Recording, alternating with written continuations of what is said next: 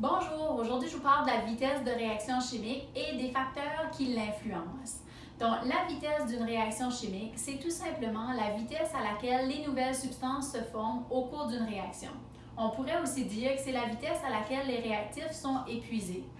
Donc, il faut comprendre que plus les substances se forment rapidement, plus la vitesse de réaction est grande. Et pour comprendre ce qui influence la vitesse de réaction, il faut d'abord comprendre ce qui se passe avec les atomes et les molécules qui sont impliqués dans cette réaction-là. Donc, prenons l'exemple de la réaction entre le monoxyde d'azote et la molécule d'ozone. Cette réaction forme du dioxyde d'azote et du dioxygène. En regardant la molécule d'ozone, vous pouvez constater que c'est trois atomes d'oxygène qui sont liés ensemble.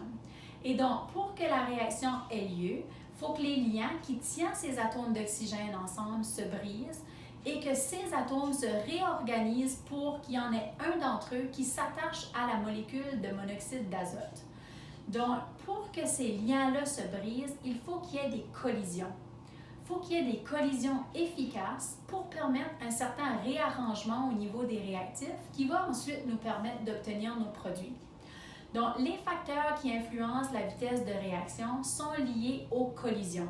Plus il y a de collisions, plus la réaction est rapide. Les quatre facteurs dont je vais vous parler aujourd'hui sont la concentration, la température, la surface de contact et la présence ou non de catalyseurs. Donc, pour ce qui est de la concentration, il faut comprendre que plus la concentration est élevée, plus il y a de chances d'avoir de collisions et donc plus la réaction sera rapide. En parlant de la concentration d'une solution, on fait tout simplement référence à la quantité de soluté par quantité de solvant. Donc, plus la quantité de soluté par quantité de solvant est élevée, plus la concentration est élevée. Et plus il y a une concentration élevée, plus il y a de chances d'avoir des collisions qui vont ensuite permettre à la réaction de se produire plus rapidement. Il faut faire attention de ne pas se mélanger entre concentration et quantité de réactifs. C'est pas parce qu'on a une plus grande quantité de réactifs que notre concentration est plus élevée. Donc, je pourrais avoir 500 ml d'une solution concentrée qui va réagir plus rapidement que 3000 ml d'une solution moins concentrée, par exemple.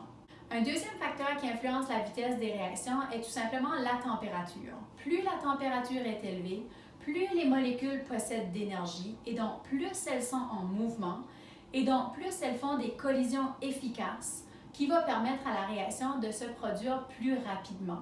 Ce facteur explique pourquoi on va conserver certains aliments au réfrigérateur, par exemple. En diminuant la température à 4 degrés Celsius, on permet de ralentir certaines réactions chimiques qui mènent à la dégradation des aliments et ça nous permet ainsi de préserver nos aliments plus longtemps. La surface de contact est un autre facteur qui influence la vitesse de réaction. C'est directement lié à la possibilité d'avoir des collisions. Donc, plus la surface de contact est grande, plus il y a de collisions possibles et plus la réaction est rapide. Maintenant, un bon exemple de ça est de regarder la réaction de combustion entre un gros morceau de bois, disons une bûche de bois, et des petits copeaux. C'est certain que les petits copeaux vont brûler beaucoup plus vite parce que sur chacun d'entre eux, il y a une surface tout autour qui permet à l'oxygène d'aller frapper pour que la réaction se produise plus rapidement. Donc, c'est aussi la raison pour laquelle la majorité des produits chimiques sont vendus sous forme de poudre. La poudre va permettre une réaction plus rapide et efficace que des granules ou des morceaux, par exemple. Le dernier facteur dont je voulais vous parler aujourd'hui, c'est la présence ou non d'un catalyseur. Et un catalyseur, c'est une substance qui modifie la vitesse d'une réaction sans lui-même participer à la réaction. Ce que ça fait un catalyseur, c'est que ça diminue l'énergie d'activation nécessaire pour qu'une réaction ait lieu et donc la réaction se produit plus facilement et plus rapidement. Une analogie avec ça serait par exemple de diminuer la note de passage à un certain examen. Si la note de passage est 60%, je vais avoir un certain nombre d'élèves qui réussissent. Mais si je diminue cette note de passage à 50%, je vais avoir plus d'élèves qui réussissent. Donc, en diminuant l'énergie d'activation, j'ai plus de molécules qui sont capables d'entrer en collision, faire des collisions efficaces et permettre à la réaction ainsi d'aller plus rapidement. Une autre analogie pour mieux comprendre les catalyseurs serait de vous imaginer en train de faire une course. et qu'il y a des gens dans les gradins qui vous encouragent. Maintenant, ceux qui sont dans les gradins ne participent pas à la réaction, ne participent pas à la course, de la même façon qu'un catalyseur ne participe pas à la réaction chimique. Imaginez-vous maintenant que plus il vous encourage, plus vous courez rapidement. C'est un peu ce que ça fait un catalyseur. Il ne participe pas à la réaction chimique, mais sa présence fait en sorte que la réaction va plus rapidement. La présence des encouragements dans les gradins fait en sorte que vous courez plus rapidement. C'est une petite analogie qui vous aide peut-être à comprendre. Dans une réaction chimique, le catalyseur, on va souvent le retrouver inscrit au haut de la flèche ou du côté des réactifs et du côté des produits pour montrer justement qu'il reste intact et qu'il n'est pas utilisé par la réaction. Prenons par exemple la réaction de décomposition du peroxyde. Cette réaction produit du dioxygène et de l'eau. Et cette réaction-là se produit normalement, c'est-à-dire que sous l'effet de la chaleur ou sous l'effet de la lumière, le peroxyde est capable de se décomposer pour former des molécules d'eau et du dioxygène. Sauf que cette réaction-là se produit lentement. Pour accélérer la vitesse de réaction, on peut ajouter du permanganate de potassium qui va agir justement comme un catalyseur.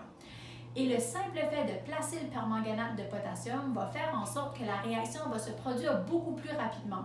Au fait, elle se produit tellement rapidement qu'on peut voir le dioxygène se libérer sous forme de vapeur suite à cette réaction-là. Et à la fin de la réaction, je pourrais filtrer mon eau et réobtenir mon KMNO4 intact pour pouvoir le réutiliser dans une autre réaction. Il n'a pas été consommé par la réaction, il a tout simplement modifié la vitesse de réaction. Donc, j'espère que mes explications vous aideront à mieux comprendre ce qui peut influencer la vitesse de réaction. C'est certain qu'il y a d'autres facteurs dont je ne vous ai pas parlé aujourd'hui, mais je pense qu'avec les 4 présentés dans cette vidéo, vous avez déjà une bonne base pour mieux comprendre comment une réaction peut être influencée ou comment la vitesse d'une réaction peut être influencée. Donc, c'est tout pour aujourd'hui. Je vous souhaite une belle journée. Bye bye!